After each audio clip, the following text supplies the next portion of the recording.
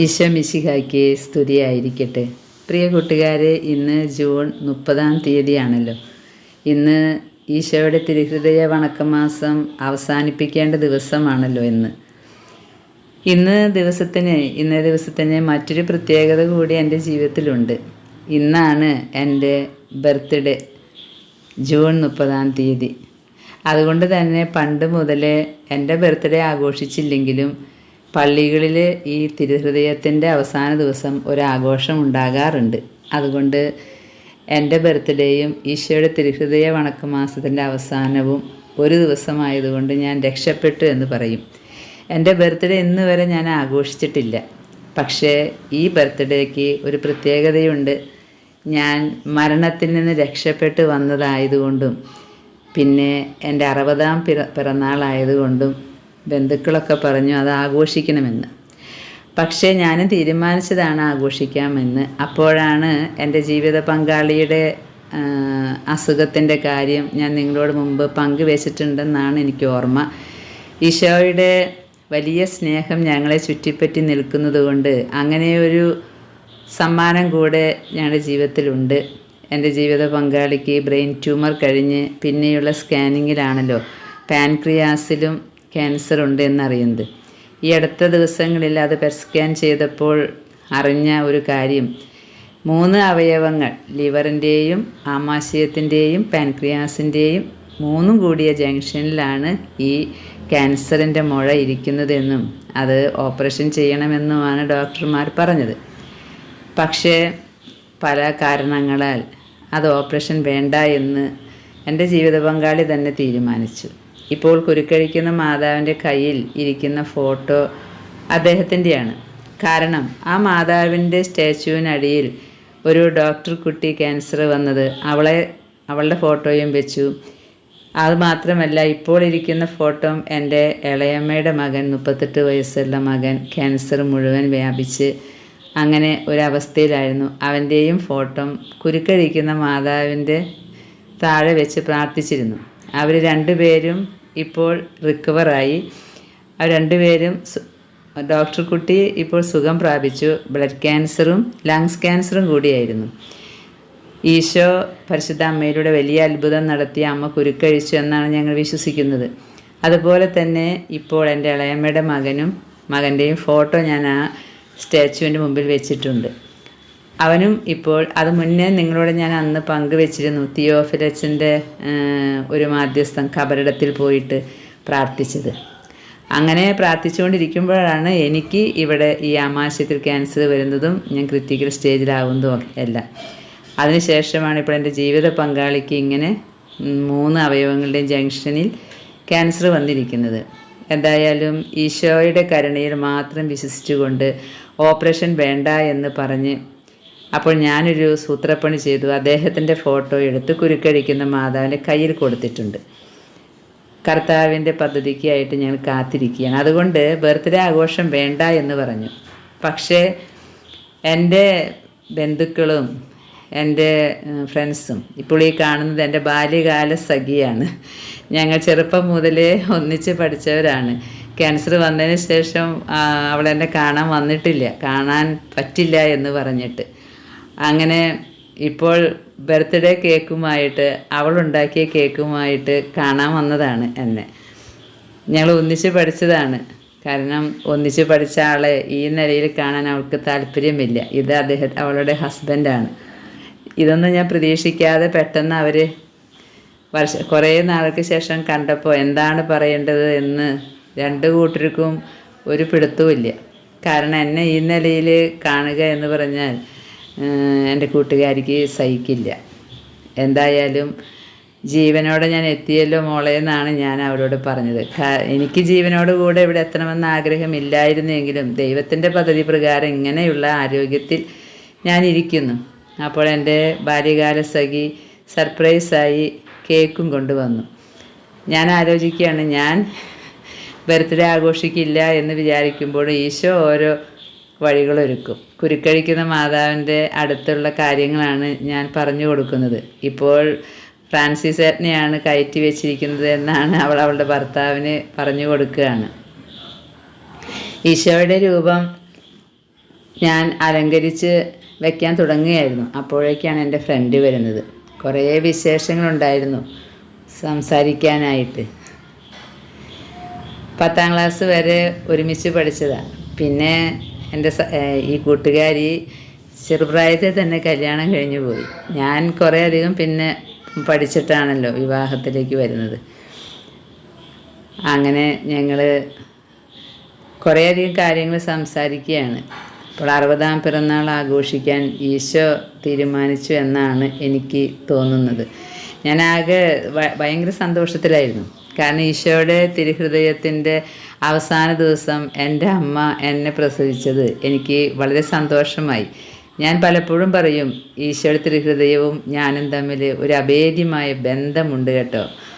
അതുകൊണ്ട് എന്താ, എനിക്ക് എൻ്റെ വീട്ടിൽ ഒരു ആഘോഷം ഇല്ലെങ്കിലും പല പള്ളികളിലും തിരുഹൃദയത്തിൻ്റെ വണക്കമാസം അവസാനിപ്പിക്കുന്ന ആഘോഷങ്ങളുണ്ടാകും. അപ്പോൾ ഞാനതെൻ്റെ ബർത്ത്ഡേ ആഘോഷമാണെന്ന് കരുതി ഞാൻ ആ പള്ളികളിൽ പോയിട്ട് പങ്കെടുക്കും. അങ്ങനെ ഞാൻ ചുളുവിൽ മോക്ഷത്തിൽ പോകാനുള്ള കാര്യങ്ങൾ അന്നേ തന്നെ ഞാൻ മറ്റുള്ളവരോട് പറയുമായിരുന്നു. ഈ ഈശോയുടെ തിരുഹൃദയത്തിൻ്റെ കൂടെ ഞാനും കയറിപ്പറ്റുമെന്ന്. അതുകൊണ്ടാണല്ലോ ഇങ്ങനൊരു ദിവസം ഞാൻ ഇവിടേക്ക് ജനിക്കാനിടയായത്. അപ്പോൾ എൻ്റെ കൂട്ടുകാരിയോട് കുറേയധികം കാര്യങ്ങൾ, ഓപ്പറേഷൻ്റെ കാര്യങ്ങളൊക്കെ പറയുമ്പോൾ അവളുടെ മുഖത്തെ മുഖഭാവങ്ങളാണ് ഇതൊക്കെ. എങ്ങനെ ഇതൊക്കെ തരണം ചെയ്തു എന്നാണ് ചോദിക്കുന്നത്. ഞാൻ പറഞ്ഞു, അതാണ് വലിയ അത്ഭുതം. ഇത്രയും വലിയ അവസ്ഥകളൊക്കെ ഞാൻ തരണം ചെയ്തുവല്ലോ എന്നോർത്താണ് ഇവരൊക്കെ അതിശയിക്കുന്നത്.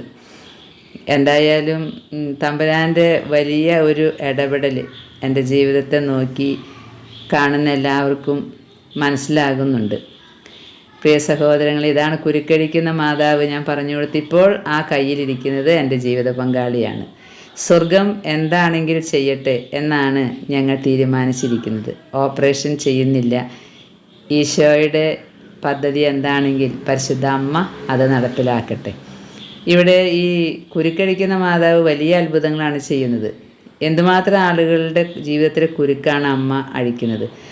2021 ഈശോ എന്നോട് പറഞ്ഞല്ലോ, ഇനി മാധ്യസ്ഥം വേണ്ട, ലോകത്തിൻ്റെ പാപത്തിൻ്റെ പരിഹാരമായും നമ്മുടെ പാപത്തിൻ്റെ പരിഹാരമായും ഇത് പരിഹാര കൂട്ടായ്മയായിട്ട് കണക്കാക്കണമെന്ന്. അന്നു മുതൽ മാധ്യസ്ഥ പ്രാർത്ഥന എടുത്തു മാറ്റി.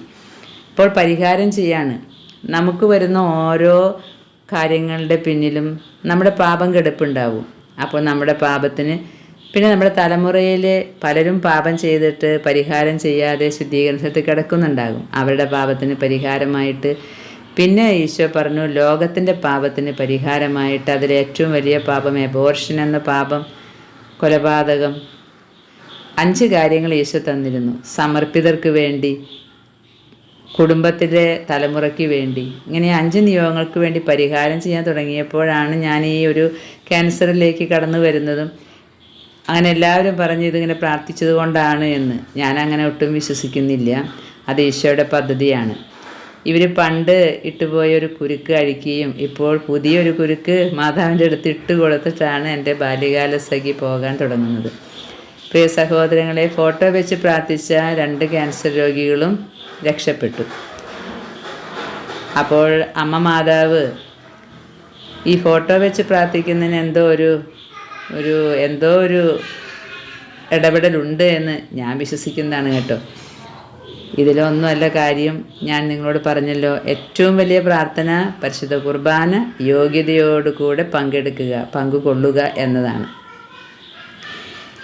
അങ്ങനെ ഈശോയുടെ തിരുഹൃദയത്തിൻ്റെ വണക്കമാസത്തിൻ്റെ അവസാന ദിവസത്തിൽ എനിക്ക് സന്തോഷകരമായ കൊച്ചു കൊച്ചു അനുഭവങ്ങൾ ഈശോ തന്നു. എനിക്ക് ഏറ്റവും വലിയ സന്തോഷമുള്ളൊരു കാര്യമാണ് എൻ്റെ കൂട്ടുകാരി വരിക എന്ന് പറഞ്ഞത്. ഞാൻ എൻ്റെ കയ്യിലുള്ള കുറേ ജപമാലയും പിന്നെ ഫോട്ടോസൊക്കെ, കുരുക്കഴിക്കുന്ന മാതാവിൻ്റെ നൊവേനയുടെ പുസ്തകമൊക്കെ ഞാൻ എൻ്റെ കൂട്ടുകാരിക്ക് എടുത്ത് കൊടുത്തു. അതുപോലെ തന്നെ ഇനി നാളെ മുതൽ റോസ മിസ്റ്റിക്ക മാതാവിൻ്റെ തിരുനാളിനുള്ള ഒരുക്കമാണല്ലോ. ഒപ്പം തിരുരക്തത്തിൻ്റെ മാസവുമാണല്ലോ. അതുകൊണ്ട് അതിൻ്റേതായ പുസ്തകങ്ങളും കുരുക്കഴിക്കുന്ന മാതാവിൻ്റെ ജപമാലയുടെ ലീഫ്ലെറ്റും എല്ലാം കൊടുത്ത് ഞാൻ എൻ്റെ കൂട്ടുകാരിയെ യാത്രയാക്കുകയായിരുന്നു. ഈശോയുടെ തിരുഹൃദയത്തിലെ സ്നേഹാഗ്നി ജ്വാല നമ്മൾ കണ്ടു കഴിഞ്ഞല്ലോ. ഈ സ്നേഹാഗ്നി ജ്വാല കത്തി അമരുമ്പോൾ അല്ലെങ്കിൽ കത്തി ജ്വലിക്കുമ്പോൾ നമുക്ക് എല്ലാവരോടും സ്നേഹമുണ്ടാകുമെന്നാണ് ഞാൻ മനസ്സിലാക്കുന്നത്. പ്രത്യേകിച്ച് ഈ രോഗാവസ്ഥയിൽ കൂടെ കടന്നു പോയപ്പോൾ ഞാൻ നിങ്ങളോട് മുമ്പ് പറഞ്ഞല്ലോ, പെട്ടെന്ന് വിശദീകരണം നടക്കുന്നുണ്ട്, പെട്ടെന്ന് ക്ഷമിക്കാനായിട്ട് പറ്റുന്നുണ്ട്. അതൊരു വലിയ അത്ഭുതം തന്നെയാണ് കേട്ടോ. നമുക്കൊരു വലിയ മാറാരോഗം വന്നാൽ നമുക്ക് പെട്ടെന്ന് ക്ഷമിക്കാനും അത് വിചാരിച്ച് കാര്യമായിട്ടുള്ള കഠിനമായ വെറുപ്പോ വൈരാഗ്യമോ ഒന്നും എനിക്കില്ല. എന്നെ വേദനിപ്പിച്ചവരോടും എന്നെ തകർത്തവരോട് പോലും ഞാൻ ഉള്ളിൽ ക്ഷമിക്കുകയും അവർക്ക് വേണ്ടി പ്രാർത്ഥിക്കുകയും തന്നെയാണ് ചെയ്യുന്നത്. കുറേയധികം അപവാദങ്ങൾ പറഞ്ഞ് എന്നെ വളരെയധികം വിഷമിപ്പിച്ചവരുണ്ട്. പക്ഷേ ഇന്നെനിക്ക് പിന്തിരിഞ്ഞ് നോക്കുമ്പോൾ അത് വലിയ സന്തോഷമാണ് തോന്നുന്നത്. കാരണം ഈശോ എന്നോട് സംസാരിക്കുന്നത് ഓർത്താൽ ആ ഓരോ അപവാദ പ്രചരണങ്ങളും ആ വേദനകളുമാണ് ഇത്രേ എൻ്റെ പാപത്തിന് പരിഹാരമായിട്ട് ഈശോ എടുത്തിട്ടുള്ളത്. അങ്ങനെയാണെങ്കിൽ ഞാൻ പറയും, കുറേയധികം വേദനകൾ കിട്ടട്ടെ, എല്ലാ പാപങ്ങളുടെയും പരിഹാരം ചെയ്തു കഴിഞ്ഞാൽ പെട്ടെന്ന് ശുദ്ധീകരണ സ്ഥലത്ത് നിന്ന് മോക്ഷത്തിലേക്ക് കയറി പറ്റാമല്ലോ എന്ന്. വിശുദ്ധ ദേവസഹായം പിള്ളയുടെ പിക്ചറാണത്. അത് എനിക്കൊരു വലിയ പ്രചോദനമാണ്. ഞാൻ ഈ കീമോ കഴിഞ്ഞ് കിടക്കുമ്പോൾ ഈ വിശുദ്ധനൊക്കെ എന്നെ സന്ദർശിച്ചിട്ടുണ്ട്. പ്രിയ സഹോദരങ്ങളെ, പാടൻ ക്രൂസിഫിക്സ് ഉള്ള ഒരു കൊന്തയാണത്. ഞാൻ നിങ്ങൾക്ക് വീഡിയോ ഇട്ട് തന്നിരുന്നല്ലോ. അത് എൻ്റെ കൂട്ടുകാരിക്ക് ഞാൻ സമ്മാനമായിട്ട് കൊടുക്കുകയാണ്. നന്നായി കേക്ക് ഉണ്ടാക്കുന്ന ഒരു ആളാണ് എൻ്റെ കൂട്ടുകാരി. അത് കെമിക്കൽസ് ഒന്നും ചേർക്കാതെ ഉണ്ടാക്കുന്ന കേക്ക്. പ്രിയ സഹോദരങ്ങളെ, നമുക്കെല്ലാവർക്കും ഈ കൂട്ടുകാരെ കാണുമ്പോൾ വലിയ സന്തോഷമാണല്ലേ. രോഗവും ക്ലേശവും ഒക്കെ നമ്മൾ മറക്കും. ചെറുപ്പത്തിലേ കൂട്ടായിരുന്നവർ, പരിശുദ്ധ അമ്മ മാതാവ് ഞങ്ങളുടെ ഈ ഒരു സംരംഭത്തെ വളരെയധികം സ്നേഹത്തോടെയാണ് കാണുന്നത് എന്നെനിക്ക് മനസ്സിലായി. 1-ാം തീയതി മുതൽ ഞാൻ ഈശോയുടെ കൊച്ചു സ്വരൂപം എടുത്തു വെച്ച് മുല്ലപ്പൂ ഇടുമായിരുന്നു. ഇന്നേ ദിവസം ഞാൻ തിരുഹൃദയത്തിൻ്റെ പ്രതീകമായിട്ട് ചുമന്ന റോസാപ്പൂവും കൊണ്ടുവന്ന് വെച്ചിട്ടുണ്ട്. വെറുതെ ഈശോയെ സന്തോഷിപ്പിക്കാനാണ് എന്നൊന്നും നിങ്ങൾ വിചാരിക്കരുത്. ഇതുകൊണ്ടൊന്നും ഈശോ സന്തോഷിക്കില്ല. ഞാൻ എപ്പോഴും പറയാറുണ്ടല്ലോ, സ്നേഹമെന്ന കൽപ്പന പാലിച്ച് ജീവിക്കുക, കൽപ്പനകൾ പാലിക്കുക, പരിശുദ്ധ കുർബാനയിൽ യോഗ്യതയോടായിരിക്കുക. ഇതൊക്കെയാണ് ഈശോയെ സന്തോഷിപ്പിക്കാനുള്ള മാർഗങ്ങൾ. ഈശോയുടെ പാടുപീടുകളെക്കുറിച്ച് ധ്യാനിക്കുക, ലോകത്തിൻ്റെ പാപത്തിൻ്റെ പരിഹാരം ചെയ്യുക. ഈ ഫോട്ടോയാണ് എൻ്റെ ഇളയമ്മയുടെ മകൻ, ക്യാൻസർ രോഗിയായിട്ട് ഇപ്പോൾ ട്രീറ്റ്മെൻറ്റിലായിരിക്കുന്ന ആൾ. ഇത് എൻ്റെ ജീവിത പങ്കാളി. അമ്മ മാതാവിന് കൊടുത്തിട്ടുണ്ട്. അമ്മ എന്താണെങ്കിൽ ചെയ്യട്ടെ എന്ന് ഇട്ട് കൊടുത്തിരിക്കുകയാണ് ബോൾ അമ്മയുടെ കയ്യിൽ. ഇതാണ് എൻ്റെ കൂട്ടുകാരി കൊണ്ടുവന്ന കേക്ക്. പ്രിയ സഹോദരങ്ങളെ, ഇന്ന് എൻ്റെ 60-ാം തിരുനാൾ ആഘോഷിക്കുന്നില്ല എന്ന് വിചാരിച്ചപ്പോൾ സർപ്രൈസായിട്ട് എൻ്റെ മൂത്ത സഹോദരി ഫുഡ് അടക്കമാണ് വന്നിരിക്കുന്നത്. കൂട്ടുകാരി പോയതിന് ശേഷം പിന്നെ ആരാണ് വരുന്നതെന്ന് നോക്കിയപ്പോൾ എൻ്റെ മൂത്ത ചേച്ചിയാണിത്. എൻ്റെ ജീവിതത്തിൽ ഞാൻ നിലനിൽക്കുന്നത് തന്നെ ഈ ചേച്ചിയുടെ സപ്പോർട്ടാണ്. 2 ചേച്ചിമാരുണ്ട് എനിക്ക്. 2 പേരും എന്നെ എപ്പോഴും സഹായിക്കും, എല്ലാ രീതിയിലും സഹായിക്കുന്നവരാണ്. ഇവിടെ ഇങ്ങനെ അടിക്കടി ഓപ്പറേഷൻ വരുമ്പോഴും ഏതൊരവസ്ഥയിലും ചേച്ചിയുടെ മകളുടെ മക്കളാണിത്. എന്നെ വിഷ് ചെയ്യാണ് അവർ. ഇവരൊക്കെ ഗൾഫ് കുട്ടികളാണ്. ഹാപ്പി ബർത്ത്ഡേ പറയുകയാണ് അവരൊക്കെ. ഇത് ചേച്ചിയുടെ മകളാണ്. ഈ മകളുടെ 3 ആൺകുട്ടികളാണ്.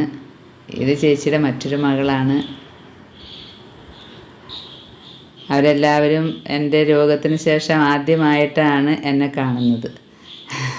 അതുകൊണ്ട് അവരാദ്യം കണ്ടുപോയ മേമയല്ല ഇപ്പം നിൽക്കുന്നത്. അതിശയമാണ് അവർക്ക്. ഞാനിങ്ങനെ ജീവനോടുണ്ടാകുമെന്ന് ആരും പ്രതീക്ഷിച്ചിട്ടില്ലല്ലോ. ഞാനെപ്പോഴും പറയും പണ്ടത്തെ മേമയല്ല, ഇത് മേമയുടെ ഒരു പ്രേതമാണ് നിൽക്കുന്നത് എന്ന്. ഇത് എൻ്റെ ചേച്ചിയുടെ മറ്റൊരു മകളാണ്. ഇവളാണ് എല്ലാം കണ്ടക്ട് ചെയ്യുന്നവൾ. അവൾ ഫുഡൊക്കെ അടക്കം വരികയാണ്. എല്ലാം സർപ്രൈസായിരുന്നു. ഞാനിതൊന്നും അറിഞ്ഞിട്ടേ ഇല്ല. ഇവർ വരുന്നത് കണ്ടപ്പോൾ ഞാൻ വീഡിയോ എടുക്കാം, എന്താണ് പരിപാടി എന്ന് പറഞ്ഞ് ഫ്രാൻസിസ് ഏട്ടനെ കൊണ്ട് വീഡിയോ എടുക്കുകയാണ്. ഇതാണ് എൻ്റെ ചേച്ചിയുടെ ഹസ്ബൻഡ്. എന്തെങ്കിലും വേദനകൾ വന്ന് ഇദ്ദേഹത്തോട് ചെന്ന് പറഞ്ഞാൽ എനിക്ക് സഹായം ചെയ്തു തരുന്ന ഒരാളാണ്. വചനം പറയുന്നുണ്ടല്ലോ, സഹോദരങ്ങൾ സഹായത്തിനുള്ള ഉറപ്പുള്ള നഗരം പോലെയാണെന്ന്. ഇത് ഞാൻ പറയും എൻ്റെ അമ്മയ്ക്ക് പിറക്കാത്ത എൻ്റെ ഒരു സഹോദരൻ. ഏതൊരവസ്ഥയിലും ഞാൻ ഉദ്ദേശിക്കുന്നത് സാമ്പത്തികമായിട്ടുള്ള പ്രശ്നങ്ങളിൽ കൂടെയാണല്ലോ ഞാൻ കടന്നു വന്നിരുന്നിട്ടത്. എന്ത് പ്രശ്നങ്ങളുണ്ടെങ്കിലും പങ്കുവെക്കുമ്പോൾ ഉടനടി സഹായം തരും. അതിനുള്ള പോംവഴി എൻ്റെ സഹോദരൻ, അതായത് ചേച്ചിയുടെ ഭർത്താവ് ചെയ്യും. എനിക്ക് എൻ്റെ അമ്മയിൽ പിറന്ന ഒരു സഹോദരനുമുണ്ട്. ആ സഹോദരനും എന്നെ എപ്പോഴും സപ്പോർട്ട് ചെയ്യുന്ന എൻ്റെ ആങ്ങളയാണ്. പക്ഷേ ഇന്ന് ആങ്ങളയ്ക്ക് വരാൻ കഴിഞ്ഞില്ല. പിന്നെ വേറൊരു സഹോദരി കൂടിയുണ്ട്, എൻ്റെ ചേച്ചി. ആ ചേച്ചി അവരുടെ വീട്ടിൽ ഒരാൾക്ക് അസുഖമായിട്ട് അവിടെ ഇത്തിരി തിരക്കിലാണ്. അങ്ങനെ സഹോദരങ്ങൾ സഹായത്തിനുള്ളവർ ഉറപ്പുള്ള നഗരം പോലെയാണ്. പ്രിയ കൂട്ടുകാരെ, ഈശോയുടെ സ്നേഹം നമ്മുടെ ഹൃദയത്തിൽ വന്നാൽ നമുക്ക് എല്ലാവരെയും സ്നേഹിക്കാൻ മാത്രമേ പറ്റൂ. ഞാൻ പലപ്പോഴും ചിന്തിക്കും ഇതിനു മുൻപൊക്കെ, ദൈവമേ, എനിക്ക് പലപ്പോഴും എന്നെ വേദനിപ്പിച്ചവരെ ഓർക്കുമ്പോൾ ഒരു വിഷമം തോന്നാറുണ്ട്. ഒരിക്കലും വെറുപ്പും വൈരാഗ്യവും എനിക്ക് തോന്നാറില്ല. ഇപ്പോൾ ഞാൻ ഓർക്കുകയാണ്, ഒരു ഭാഗത്ത് നിന്ന് വേദന കിട്ടുമ്പോഴും മറുഭാഗത്ത് കർത്താവ് നമ്മൾ പഴഞ്ചൊല്ലി കേട്ടിട്ടില്ലേ, 1000 വാതിലുകൾ അടഞ്ഞാലും ഒരു വാതിൽ നമുക്ക് തുറക്കും. അങ്ങനെയാണ് എൻ്റെ ജീവിതം മുന്നോട്ട് പോയിക്കൊണ്ടിരുന്നത്.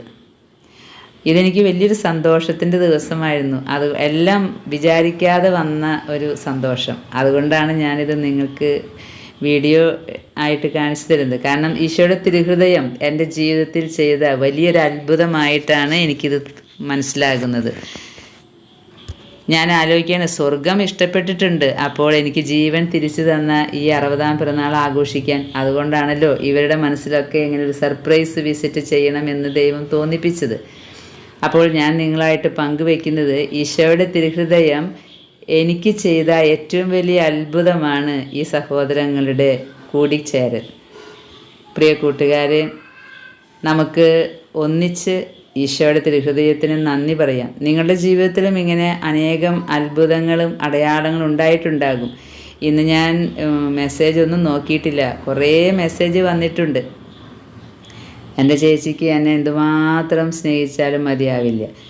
ഞാൻ കീമോ കഴിഞ്ഞ് കിടക്കുമ്പോഴൊക്കെ ഏതൊക്കെ ഭക്ഷണങ്ങളാണോ വേണ്ടത് അതൊക്കെ ഉണ്ടാക്കി കൊണ്ടുവരും. എന്നിട്ടോ എനിക്ക് കഴിക്കാൻ പറ്റൂല. ഞാൻ പറയും, എൻ്റെ പൊന്നു ചേച്ചി, നിങ്ങൾക്ക് എല്ലാവർക്കും വയറുണ്ട്, നിൻ്റെ അനിയത്തിക്ക് ഇപ്പോൾ വയറില്ല, എനിക്ക് ആമാശയില്ല എന്ന് ഞാൻ പറയും. പക്ഷേ അവർക്ക് ഞാൻ ആമാശയുള്ളതുപോലെ തന്നെ കഴിക്കണം, പണ്ടത്തെ ഇതിലേക്ക് വരണം എന്നൊക്കെയാണ് പറയുന്നത്. ഞാൻ പറയും, ഡോക്ടർ പറഞ്ഞിട്ടുണ്ടല്ലോ ഇനി ഞാൻ ഒരിക്കലും ഇത് പണ്ടത്തെ സ്റ്റേജിലേക്ക് വരില്ല എന്ന്. പിന്നെ എന്തിനാണ് ഇങ്ങനെ? പക്ഷേ അതാണ് രക്തബന്ധത്തിൻ്റെ ആ ഒരു കിടപ്പ് വശം. എൻ്റെ മരുമകളും എൻ്റെ പേരക്കുട്ടികളുമാണ് ഇവർ. കൂടുമ്പോൾ ഇമ്പമുള്ള കുടുംബം എന്ന് ഞാൻ മനസ്സിലാക്കുന്നു. പ്രിയ സഹോദരങ്ങളെ, എനിക്ക് രക്തബന്ധത്തിൽ പിറന്ന കുടുംബം മാത്രമല്ല കേട്ടോ, ലോകത്ത് എത്രയോ ആയിരങ്ങൾ ഈ പാവപ്പെട്ട എനിക്ക് വേണ്ടി പ്രാർത്ഥിക്കുന്നു, നേർച്ച കാഴ്ചകൾ നടത്തുന്നു. ഞാൻ അവരോട് പറഞ്ഞിട്ടുണ്ട്, ആരോഗ്യം കിട്ടുമെങ്കിൽ നിങ്ങൾ എവിടെയൊക്കെ എനിക്ക് വേണ്ടി നേർച്ച നേർന്നിട്ടുണ്ടോ അവിടെയൊക്കെ ഞാൻ വരും. ഞാനും എൻ്റെ ഭർത്താവും ക്യാൻസർ ഫൈറ്റേഴ്സാണ്. ഒന്നിനൊന്ന് മെച്ചം. ഇനി ഭാര്യയ്ക്ക് ക്യാൻസർ വന്നു, ഭർത്താവിന് ക്യാൻസർ ഇല്ല, അങ്ങനെ ഒരു പോരായ്മ വേണ്ട. ഞാൻ ഇവരോട് പറഞ്ഞു, രണ്ടുപേരും കട്ടയ്ക്ക് സപ്പോർട്ടാണെന്ന്. ഞങ്ങൾ രണ്ടുപേരും ക്യാൻസർ ഫൈറ്റേഴ്സ്, രണ്ടുപേരും സ്വർഗരാജ്യത്തിലേക്ക് എത്താൻ ടിക്കറ്റ് എടുത്ത് നിൽക്കുകയാണ്. ഇനി വണ്ടി വന്നാൽ പോകാം. ആ ഒരു ചുരുങ്ങിയ സമയത്തിനുള്ളിൽ മറ്റുള്ളവരെ സ്നേഹിക്കാനല്ലാതെ പിന്നെ എന്താണ് ഞങ്ങൾ ചെയ്യുക? പലപ്പോഴും ഞാൻ ഇവരോട് പറയും, കംപ്ലൈൻറ്റുകളായിട്ട് പല ആളുകൾ എൻ്റെ അടുത്തേക്ക് വരുമ്പോൾ എനിക്ക് ഭയങ്കര സന്തോഷമാണ്, മനസ്സിൽ നിറഞ്ഞു നിൽക്കുകയാണ് ഈശോയുടെ സ്നേഹം. ഞാൻ അവരോട് പറയും, എൻ്റെ പൊന്നു മക്കളെ, ഈ ശരീരത്തിലെ അവയവങ്ങളൊക്കെ ദൈവം തന്നിട്ടുണ്ടല്ലോ, അതോർത്ത് നന്ദി പറയേ. ബാക്കിയുള്ളവർ എന്തെങ്കിലും കാണിക്കട്ടെ, അതൊന്നും നിങ്ങൾ ഓർക്കണ്ട. നടക്കാനും ഇരിക്കാനും ഭക്ഷണം കഴിക്കാനും ശ്വസിക്കാനും മലമൂത്ര വിസർജനം ശരിക്കും നടത്താനൊക്കെ പറ്റുന്നതുണ്ടല്ലോ, അതാണ് ലോകത്തിലെ ഏറ്റവും വലിയ അത്ഭുതം. അതാണ് ഈശോയുടെ ഹൃദയത്തിൻ്റെ വലിയ ദാനം. ഇതാണ് എൻ്റെ അമ്മയുടെ അനിയത്തി. എൻ്റെ ദൈവമേ, വലിയൊരു പ്രതിസന്ധി കൂടെ മരണത്തിൻ്റെ അവസ്ഥ കഴിഞ്ഞിരിക്കുന്ന ആളാണ്. പുറത്ത് പോയി ഭക്ഷണം, ഒരു കല്യാണത്തിനാ എവിടെ പോയി ഭക്ഷണം കഴിച്ചു, സാൽമോണില്ല എന്നാണ്ട് പറഞ്ഞൊരു അണു കയറി മരണത്തോടടുത്ത് രാജഗിരി ഹോസ്പിറ്റലിൽ നിന്ന് ജീവൻ തിരിച്ചു കിട്ടിയിട്ട് ഇപ്പോൾ ആദ്യമായിട്ട് പുറത്തിറങ്ങിയതാണ് എൻ്റെ അമ്മയുടെ സ്വന്തം അനിയത്തി. എൻ്റെ അമ്മയുടെ വീട്ടിൽ ഇനി ഈ അനിയത്തി മാത്രമേ ഉള്ളൂ ഞങ്ങൾക്ക് അമ്മയുടെ ഒരു പ്രതിച്ഛായ ഉള്ളത്. എൻ്റെ അമ്മയുടെ ഓർമ്മ ഈ മേമയെ കാണുമ്പോൾ എനിക്കുണ്ടാകും. മേമയും ഇതേപോലെ തന്നെയാണ്, ഓടി വന്നിരിക്കുകയാണ് വയ്യെങ്കിലും. ആദ്യമായിട്ടാണ് ഇപ്പോൾ ഇങ്ങനെ പുറത്തിറങ്ങുന്നത് മോളെ വിഷ് ചെയ്യാൻ. ഇപ്പോൾ ഞങ്ങളെല്ലാവരും ഈ 3 പേരായി ഇപ്പോൾ മരണത്തെ അഭിമുഖീകരിച്ച്. ഇളമയുടെ മകനാണ് കുരുക്കഴിക്കുന്ന മാതാവിൻ്റെ അടിയിലിരിക്കുന്ന 38 വയസ്സുള്ള എഞ്ചിനീയർ പയ്യൻ. അവനെ ദൈവം രക്ഷിച്ചിരിക്കുന്നു, മാതാവ് രക്ഷിച്ചു തുടങ്ങിയിരിക്കുന്നു. എത്രയോ 15 കീമോതെറാപ്പിയും 33 റേഡിയേഷനൊക്കെ കഴിഞ്ഞ് റിക്കവർ ചെയ്ത് ഇങ്ങനെ പോകുന്നുണ്ട്. ജൂലൈ 5-ാം തീയതിയാണ് അവന് പെറ്റ് സ്കാൻ പറഞ്ഞിരിക്കുന്നത്. ജൂലൈ 6-ാം തീയതിയാണ് എനിക്ക് ഫോളോ അപ്പ് സ്കാനിങ് പറഞ്ഞിരിക്കുന്നത്. അതിനേക്കാൾ വലിയ സംഭവമാണ് ഈ ഇളയമ്മയ്ക്കുണ്ടായത്. ഞാൻ പറയുമായിരുന്നു, ഞാൻ മരിക്കുമെന്ന് കാത്തിരുന്നിട്ട് ഇപ്പം എന്നേക്കാൾ മുമ്പ് നിങ്ങളൊക്കെ പോകുമോ എന്ന് വിചാരിച്ച് കാത്തിരിക്കുകയായിരുന്നു. പക്ഷേ ഇളയമ്മയെ ദൈവം രക്ഷപ്പെടുത്തി. ഇളയപ്പനാണ് തൊട്ടപ്പുറത്ത് നിൽക്കുന്നത്. അങ്ങനെ ക്യാൻസറിനോടും വലിയ വലിയ രോഗങ്ങളോടും ഫൈറ്റ് ചെയ്ത് ജീവിതത്തിലേക്ക് തിരിച്ചു വന്ന ഒരു 3-4 ജീവിതങ്ങൾ. അതുകൊണ്ട് ഇളയമയും വന്നത് സർപ്രൈസായിട്ടാണ്. ഇവരാരും എന്നോട് വരുമെന്ന് പറഞ്ഞിരുന്നില്ല. എൻ്റെ ബാല്യകാല സഖി ഉണ്ടാക്കിയ കേക്കാണ് ഇപ്പോൾ കൊടുക്കുന്നത് എല്ലാവർക്കും. ഇളയമയും കേക്ക് കൊണ്ടുവന്നിട്ടുണ്ടായിരുന്നു. ഈ തിരുഹൃദയ വണക്കമാസത്തിൻ്റെ അവസാനത്തിൽ എനിക്ക് നിങ്ങളോട് പറയാനുള്ള സന്ദേശം, ഈശോയുടെ തിരുഹൃദയത്തിൽ കത്തിജ്വലിക്കുന്ന സ്നേഹം നമ്മുടെ ഹൃദയത്തിലും കത്തിജ്വലിക്കാൻ ഇടവരുത്തണമേ എന്ന്. നമ്മുടെ ഹൃദയം സ്നേഹം കൊണ്ട് നിറഞ്ഞാൽ നിങ്ങൾക്ക് തന്നെ മനസ്സിലാകും ചുറ്റും സ്നേഹം കൊണ്ട് നിറയുന്നത്. ഈ അവസരത്തിൽ ഞാൻ ഈശോയുടെ തിരുഹൃദയത്തോട് പ്രാർത്ഥിച്ചിട്ടുണ്ട്, ദൈവമേ, ഞാൻ ആരോടെങ്കിലും എന്തെങ്കിലും തെറ്റുകളോ എന്തെങ്കിലും എൻ്റെ ഭാഗത്തു നിന്ന് എന്തെങ്കിലും കുറവുകളോ വന്നിട്ടുണ്ടെങ്കിൽ, ആരുടെയെങ്കിലും മനസ്സിൽ വേദനയുണ്ടെങ്കിൽ, ഈശോയുടെ ഈ സ്നേഹാഗ്നി ജ്വാല അവരുടെ ഹൃദയത്തിൽ വെച്ച് പിടിപ്പിച്ച് എന്നോട് ക്ഷമിക്കാനുള്ള വലിയ കൃപയിലേക്ക് അവരെ ഉയർത്തണമേ എന്ന്. കാരണം നമുക്കറിയില്ലല്ലോ നമ്മുടെ വാക്കുകളോ പ്രവൃത്തികളോ ആർക്കെങ്കിലും വേദന വരുത്തിയിട്ടുണ്ടോ എന്ന്. നമുക്ക് മനസ്സിലായ കാര്യങ്ങൾ മാത്രമല്ലേ നമുക്കറിയുള്ളൂ. നമ്മുടെ വാക്കുകളോ പ്രവൃത്തികളോ ഒക്കെ ആർക്കെങ്കിലും വേദന കൊടുത്തിട്ടുണ്ടെങ്കിലോ. ഞാൻ ഈ തിരുഹൃദയത്തിൻ്റെ മുമ്പിൽ നിന്ന് പ്രാർത്ഥിച്ച കാര്യം അതാണ്. കർത്താവേ, എൻ്റെ അറിവില്ലായ്മ കൊണ്ട് എന്തെങ്കിലും വിഷമങ്ങൾ ആർക്കെങ്കിലും വന്നു പോയിട്ടുണ്ടെങ്കിൽ അതെല്ലാം അവിടെ ഹൃദയത്തിൽ നിന്ന് എടുത്തു മാറ്റണമേ എന്ന്. നമ്മളെപ്പോഴും സ്നേഹിക്കണം, രക്ഷപ്പെടണം, മറ്റുള്ളവരെ രക്ഷപ്പെടണം, അവരെ സഹായിക്കണം എന്നുള്ള മനസ്സോടു കൂടിയാണ് എല്ലാം നമ്മൾ ചെയ്തിട്ടുള്ളത്. പക്ഷേ എവിടെയെങ്കിലുമൊക്കെ പാളിച്ചകൾ വന്നു പോകുമ്പോൾ നമുക്ക് വിഷമങ്ങളൊക്കെ വന്നിട്ടുണ്ടാകാം. ഇപ്പോൾ തിരുഹൃദയത്തിനോട് ഒരൊറ്റ പ്രാർത്ഥനയേ ഉള്ളൂ, നിൻ്റെ ഹൃദയത്തിലെ കത്തിജ്വലിക്കുന്ന ആ സ്നേഹാഗ്നി ജ്വാല ആരെയെല്ലാം ഞാൻ വേദനിപ്പിച്ചിട്ടുണ്ടോ അവരുടെ ഹൃദയത്തിൽ വെച്ച് പിടിപ്പിക്കണമേ. കാരണം അവരുടെ ഹൃദയത്തിലും ദൈവത്തിൻ്റെ സ്നേഹം വന്നു കഴിഞ്ഞാൽ പിന്നെ അവർക്ക് എന്നോട് വിഷമം ഉണ്ടാവില്ലല്ലോ. ആരുടെയും ഹൃദയത്തിൽ എന്നോട് വിഷമം ഉണ്ടാകരുതല്ലോ. അങ്ങനെ വന്നാലല്ലേ എനിക്കിവിടെ സമാധാനമായിട്ട് പോകാൻ പറ്റുള്ളൂ. പ്രിയ കൂട്ടുകാരെ, ഞങ്ങളെല്ലാവരും വണക്കമാസം കാലം കൂടുന്ന പ്രാർത്ഥന ചൊല്ലുകയാണ്. ഹൃദയ വണക്കമാസം 30-ാം തീയതി നാം പരിശുദ്ധ കന്യകാമറിയത്തിൻ്റെ ഭക്തരാകണമെന്ന് ഈശോയുടെ തിരുഹൃദയം ആഗ്രഹിക്കുന്നു. ഈ തീയതി വരെ ഈശോയുടെ ദിവ്യഹൃദയത്തിലെ പുണ്യങ്ങളെയും ഈ ദിവ്യഹൃദയം നമ്മിൽ നിന്ന് ആഗ്രഹിക്കുന്നവയെയും പറ്റി ധ്യാനിച്ച ശേഷം ഈ അവസാന ധ്യാനത്തിൽ മിശിഹായുടെ ദിവ്യഹൃദയം തൻ്റെ മാതാവായ പരിശുദ്ധ കന്യമറിയത്തിൻ്റെ നേരെ നാം ഭക്തിയായിരിക്കാൻ അത്യന്തം ആഗ്രഹിക്കുന്നു എന്നതിന്മേൽ നമുക്ക് സംക്ഷേപമായി ധ്യാനിക്കാം. പരിശുദ്ധ കന്യകാമറിയത്തിന് ഈശോയോടുള്ള ചേർച്ച പോലെ വേറെ യാതൊരു സൃഷ്ടികൾക്കും ഉണ്ടാകാൻ പാടുള്ളതല്ല. എന്തുകൊണ്ടെന്നാൽ കർണാടക പുണ്യവാൻ പ്രസ്താവിക്കുന്ന പോലെ കന്യാസ്ത്രീ മറിയം നിത്യവചനത്തിന്റെ മാതാവാകുന്നതിന് സമ്മതം കൊടുത്ത ആ ക്ഷണം മുതൽ ഭൂമിയുടെ മേൽ അധികാരത്തിനും ലോകപരിപാലനയ്ക്കും സമസ്ത സൃഷ്ടികളുടെയും മേൽ ഭരണത്തിനും യോഗിയായി തീർന്നു. ഈശോ മിശിഹായുടെയും മറിയത്തിന്റെയും മാംസം ഒന്നായിരിക്കുകയും പുത്രന്റെ ഭരണത്തിൽ നിന്ന് അമ്മയെ വേർതിരിക്കാൻ പാടുള്ളതല്ല. ദിവ്യരക്ഷകനായ ഈശോ സ്വയം വിശുദ്ധ കുർബാനയിൽ നമുക്ക് ആഹാരമായി തന്ന ശേഷം കുരിശിൻ ചുവട്ടിൽ വെച്ച് തൻ്റെ മാതാവിനെ തന്നെ നമുക്ക് മധ്യസ്ഥയും നാഥയുമായി തരുന്നു. കുരിശിൽ തൂങ്ങിക്കിടക്കുകയും വിശുദ്ധ യോഹന്നാനെ നോക്കി പരിശുദ്ധ കന്യകയെ കാണിച്ചുകൊണ്ട് ഇതാ നിന്റെ അമ്മ എന്നും തൻ്റെ അമ്മയെ നോക്കി സ്ത്രീയെ ഇതാ നിന്റെ പുത്രൻ എന്നും അരുളി ചെയ്തു. തൽക്ഷണം മുതൽ മനുഷ്യവർഗം മുഴുവനെയും ഉദ്ദേശിച്ച് യോഹന്നാനെ ചൂണ്ടിക്കാണിച്ചതുകൊണ്ട് സകല മനുഷ്യനും ഈ പരിശുദ്ധ കന്യകയുടെ പുത്രന്മാരും അവിടുന്ന് സകല ജനങ്ങളുടെയും മാതാവും മധ്യസ്ഥയുമായി തീർന്നു. ഇന്നത്തെ ജപം. ഈശോയുടെ കൃപ നിറഞ്ഞ ദിവ്യഹൃദയമേ, അങ്ങയെ ഞങ്ങൾ ആരാധിക്കുന്നു, പൂർണ്ണ ഹൃദയത്തോടെ സ്നേഹിക്കുന്നു. കർത്താവെ, അങ്ങേ മാധുര്യം നിറഞ്ഞ ഹൃദയം അങ്ങേ മാതാവായ പരിശുദ്ധ കന്യകാമറിയത്തെ സ്നേഹിക്കുന്നത് പോലെ ഈ അമ്മയെ ബഹുമാനിക്കുന്ന ആത്മാക്കളെയും അതിയോ വാത്സല്യത്തോടെ സ്നേഹിക്കുന്നുവെന്ന് അറിയുന്നതിൽ മഹാപാപിയായ ഞാൻ അത്യന്തം സന്തോഷിക്കുന്നു. അങ്ങേ പരിശുദ്ധ അമ്മയുടെ അപേക്ഷയെ അങ്ങ് ഒരിക്കലും ഉപേക്ഷിക്കില്ല എന്ന് അങ്ങ് തന്നെ എന്നെ പഠിപ്പിച്ചിരിക്കുകയിൽ എൻ്റെ ശരണം മുഴുവനും ഈ അമ്മയിൽ വെക്കാതെ ഇരിക്കുന്നതെങ്കിലും സ്നേഹം നിറഞ്ഞ ഈശോയെ, എൻ്റെ ജീവിതകാലത്തിൽ അങ്ങയുടെയും അങ്ങേ പരിശുദ്ധ ജനനിയുടെയും സ്നേഹത്തിൽ നിലനിൽപ്പാനും അങ്ങയുടെ വളർത്തുപിതാവായി മാറിയ ഔസേപ്പ് നിങ്ങളുടെ തൃക്കരങ്ങളിൽ തൻ്റെ പരിശുദ്ധാത്മാവിനെ കയ്യേൽപ്പിച്ചതുപോലെ ഈശോ മറിയ ഔസേപ്പ് നിങ്ങളുടെ തൃക്കരങ്ങളിൽ എൻ്റെ ആത്മാവിനെ കയ്യേൽപ്പിക്കുന്നു എന്ന് ചൊല്ലി നിങ്ങളുടെ തിരുനാമങ്ങൾ മനസ്താപത്തോടും സ്നേഹത്തോടും കൂടി ഉദ്ധരിച്ച് എൻ്റെ ഈ ലോക ജീവിതം അവസാനിപ്പിക്കുന്നതിന് കർത്താവെ എനിക്ക് ഇടവരുത്തി അരുളണമേ. സ്വർഗസ്ഥനായ ഞങ്ങളുടെ പിതാവേ, അങ്ങയുടെ നാമം പൂജിതമാണമേ, അങ്ങയുടെ രാജ്യം വരണമേ, അങ്ങയുടെ തിരുമനസ്സ് സ്വർഗത്തിലെ പോലെ ഭൂമിയിലും ആകണമേ.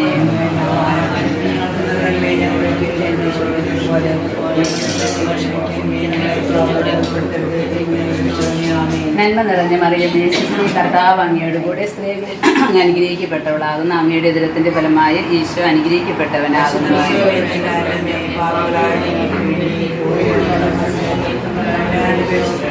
പിതാവിനും പുത്രനും പരിശുദ്ധാത്മാവിനും സ്തുതി. ഇന്നത്തെ സുഹൃത ജപം. തിരുഹൃദയത്തിൻ നാഥേ, ഞങ്ങൾക്ക് വേണ്ടി അപേക്ഷിക്കണമേ. ഇന്നത്തെ സൽക്രിയ. ഈശോയുടെ ദിവ്യഹൃദയത്തോട് അപേക്ഷിക്കുന്നതും തന്നിൽ നിന്ന് ആഗ്രഹിക്കുന്നതുമായ സകല നന്മകളും തൻ്റെ മാതാവായ പരിശുദ്ധ കന്യകാമറിയം വഴിയായി അപേക്ഷിക്കുന്നുണ്ടെന്ന് പ്രതിജ്ഞ ചെയ്യുക. ഈശോയുടെ ദിവ്യഹൃദയത്തിന് നമ്മെ കാഴ്ചവെക്കുന്ന ജപം. എത്രയും മാധുര്യമുള്ള ഈശോയെ, മനുഷ്യവർഗത്തിന്റെ രക്ഷിതാവെ, അങ്ങേ തിരുപീഠത്തിന് മുമ്പാകെ മഹാ എളിമയോടും വണക്കത്തോടും കൂടെ സാഷ്ടാംഗം വീണെടുക്കുന്ന ഞങ്ങളെ തൃക്കൺ പാർക്കണമേ.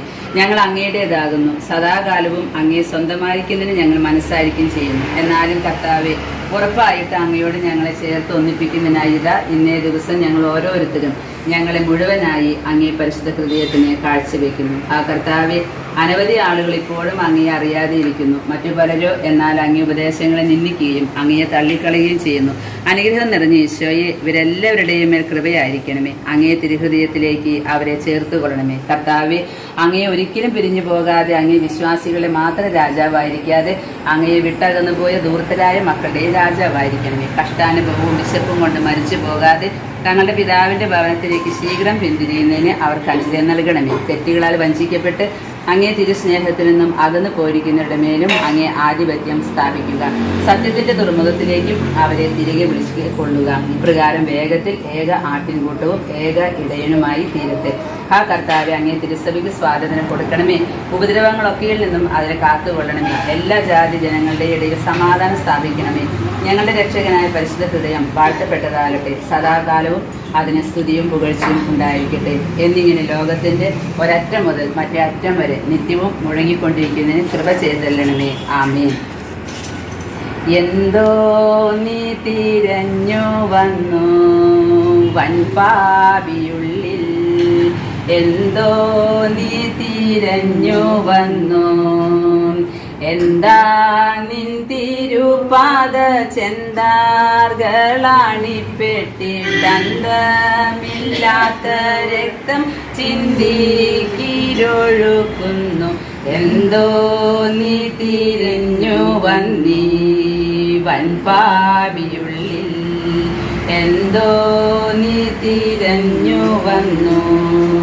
കൈക്കണക്കില്ലാതെ ഞാൻ ചെയ്ത പാപങ്ങൾ നിന്റെ കൈകളെ കുരിശിന്മേൽ അയ്യോ തറച്ചി വണ്ണം എന്തോ നീ തിരിഞ്ഞു വന്നീ വൻപാവിയുള്ളിൽ എന്തോ നീ തിരഞ്ഞു വന്നു സ്വർലോകമേട്ടിൽ നിന്റെ നല്ലോരാട്ടിൻ കൂട്ടത്തെ എല്ലാം വീട്ടി ദുഃഖാബ്ദി കല്ലോല കൂട്ടിൽ വന്നു എന്തോ നീ തിരിഞ്ഞു വന്നീ വൻപാവിയുള്ളിൽ എന്തോ നീ തിരഞ്ഞു വന്നു നിത്യപിതാവിനും തൻ സത്യസൂനോ നിനക്കും സ്തുത്യനാം റൂഹായിക്കും നിത്യലും സ്തുതി സ്തോത്രം എന്തോ നീ തിരിഞ്ഞു വന്നീ വൻപാവിയുള്ളിൽ എന്തോ നീ തിരഞ്ഞു വന്നു.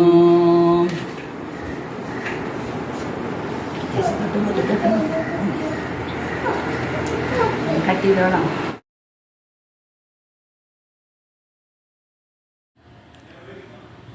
അങ്ങനെ ഒരു തിരുഹൃദയ വണക്കമാസം കൂടെ കാലം കൂടുകയാണ്. എൻ്റെ ചേച്ചി വീട്ടിൽ നിന്ന് ഉണ്ടാക്കി കൊണ്ടുവന്ന സാധനങ്ങളാണിത്. ഇതൊന്നും ഞാൻ അറിഞ്ഞതേയല്ല. പിന്നെ ഒപ്പം ഇരിക്കാൻ ഞാൻ എപ്പോഴും പറയും, എനിക്കിപ്പോൾ വയറില്ലല്ലോ, അതുകൊണ്ട് വയറുള്ളവർ ഒന്നിച്ചിരുന്ന് കഴിക്കുകയെന്ന്. എനിക്ക് കഴിക്കണമെങ്കിൽ 2 ടീസ്പൂൺ കഞ്ഞിയെടുത്ത് വളരെ പതുക്കെ ചവച്ചരച്ച് അങ്ങനെയൊക്കെ കഴിക്കാൻ പറ്റുള്ളൂ. അതുകൊണ്ട് ഞാൻ പറയും, ഇപ്പോൾ ഇനി മുതൽ നിങ്ങളൊക്കെ കഴിക്കുന്നത് നോക്കി സന്തോഷിക്കുന്നതാണ് എൻ്റെ ജീവിതം. അതുകൊണ്ട് വയറുള്ളപ്പോൾ ഭക്ഷിക്കണം എന്നാണ് ഞാൻ എല്ലാവരോടും പറഞ്ഞു കൊടുക്കുന്നത്. ഭക്ഷിച്ച് പൊണ്ണത്തടിയാകാനൊന്നും പാടില്ല കേട്ടോ. എങ്കിലും കർത്താവ് തന്ന സന്തോഷങ്ങൾ നമ്മൾ ഉപയോഗിക്കുക തന്നെ വേണം. പ്രിയ കൂട്ടുകാരെ, എൻ്റെ പരിശുദ്ധാത്മാവ് എപ്പോഴും എൻ്റെ കൂടെയുണ്ട്. അതുകൊണ്ടാണല്ലോ ഞാൻ ഇത്രയും സന്തോഷത്തോടു കൂടെ ഇവിടെ ആയിരിക്കുന്നത്. ഈ ഒരു തിരുഹൃദയ വണക്ക മാസം ഞാൻ ഈ ഭൂമിയിലുണ്ടാകുമെന്ന് വിചാരിച്ചതല്ല. അതുപോലെ തന്നെ ഈ അവസാന ദിവസം, എൻ്റെ ബർത്ത്ഡേ ദിവസം, ഇങ്ങനെയൊക്കെ എൻ്റെ കുടുംബാംഗങ്ങളെയും എൻ്റെ കൂട്ടുകാരിയെയും ഒക്കെ ഈശോ കൊണ്ടുവരുമെന്ന് ഞാൻ വിചാരിച്ചതേയല്ല. ഈശോയുടെ തിരുഹൃദയത്തിന് കോടാനുകോടി നന്ദിയും സ്തുതിയും ആരാധനയും ഞാൻ അർപ്പിക്കുകയാണ്. കർത്താവെ, ഇത്ര വലിയ സന്തോഷം നൽകാൻ ഞാൻ എന്ത് മേന്മയാണ് ചെയ്തിട്ടുള്ളത്. കർത്താവിൻ്റെ തിരുഹൃദയം കത്തിജ്വലിക്കുന്ന സ്നേഹമായതുകൊണ്ട്, കത്തിജ്വലിക്കുന്ന കരുണയായതുകൊണ്ട് ഈശോ ആ സ്നേഹം നമ്മളിലേക്ക് ഒഴുക്കി തന്നതാണ് എന്നാണ് ഞാൻ വിശ്വസിക്കുന്നത്.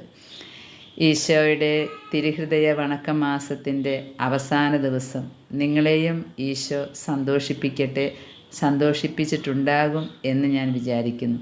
ചിലപ്പോൾ ചിലർക്ക് സഹനമായിരിക്കാം കിട്ടിയത്, എങ്കിലും അതും ഈശോ തരുന്ന സന്തോഷമാണെന്ന് കരുതണം. കാരണം സഹനത്തിലൂടെയല്ലേ രക്ഷയുള്ളൂ, കുരിശിലൂടെയല്ലേ രക്ഷയുള്ളൂ. തിരുഹൃദയത്തിൽ കാണുന്ന ആ സ്നേഹാഗ്നിക്ക് മുകളിൽ കുരിശല്ലേ ഉള്ളത്. അതുകൊണ്ട് കുരിശിനെയും നമുക്ക് സ്നേഹിക്കാം. എല്ലാവിധ സന്തോഷങ്ങളും നേർന്നുകൊള്ളുന്നു.